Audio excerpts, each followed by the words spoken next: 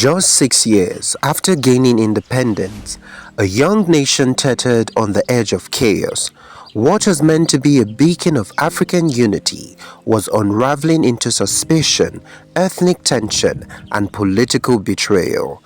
But amidst the storm, two men stood out: General Johnson Aguiyi-Ironsi, head of state, and Colonel Francis Adekunle Fajuyi, military governor of the Western region. They stood for order, they stood for peace, but one night, they stood face to face with death. I am Odi Godwin Agbaka, and welcome to Everything Sociology 24, your home for deep human-centered stories from Africa's past and present. If you're passionate about the truth behind our history, subscribe and turn on the notification bell, because what you're about to hear is more than just a military coup. It is a story of brotherhood, loyalty, betrayal, and a night that rewrote the soul of a nation. In January 1966, Nigeria experienced its first military coup. A group of young officers led by Chukwuma Kaduna Nziogo and Emmanuel Ifeajuna had overthrown the civilian government. The coup was brutal.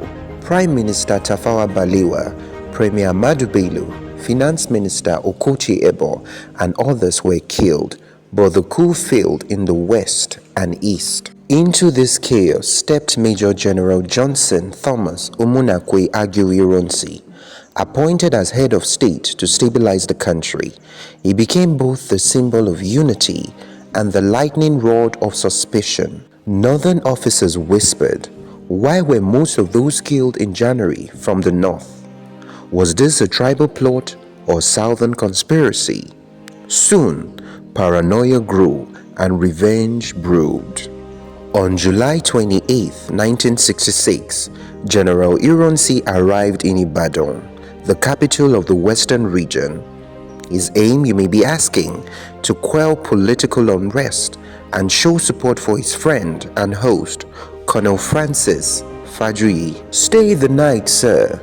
The chopper is grounded. Besides, Ibadan is under my watch. Well, if you insist, Colonel, I think we'll resume tomorrow.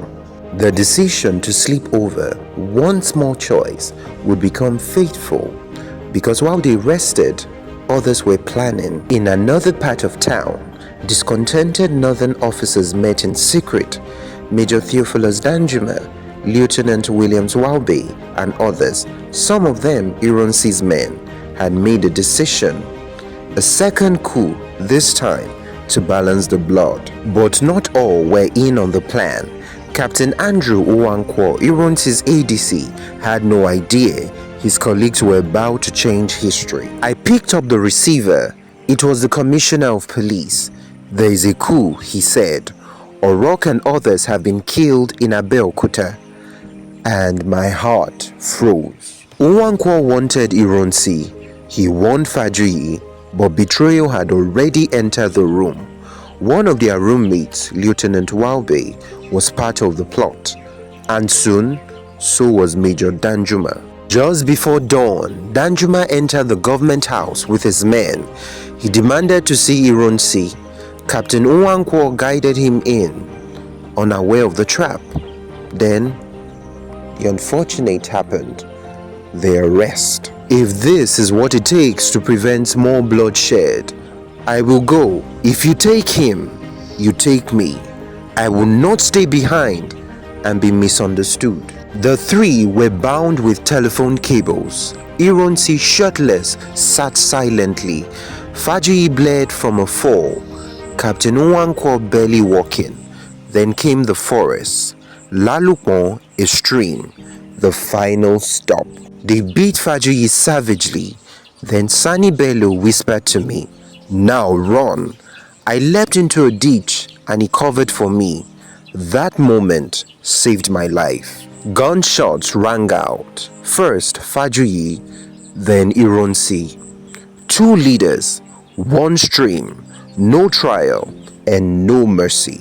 When the news broke out, Nigeria cracked. Trust was gone.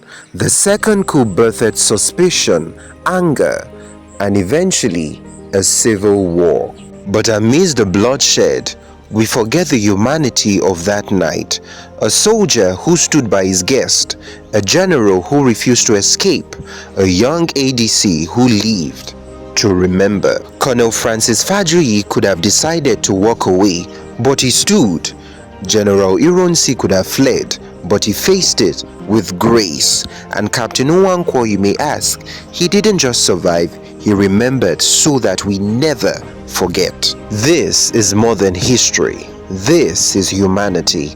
If this story moved you, please kindly like, comment and subscribe to Everything Sociology 24.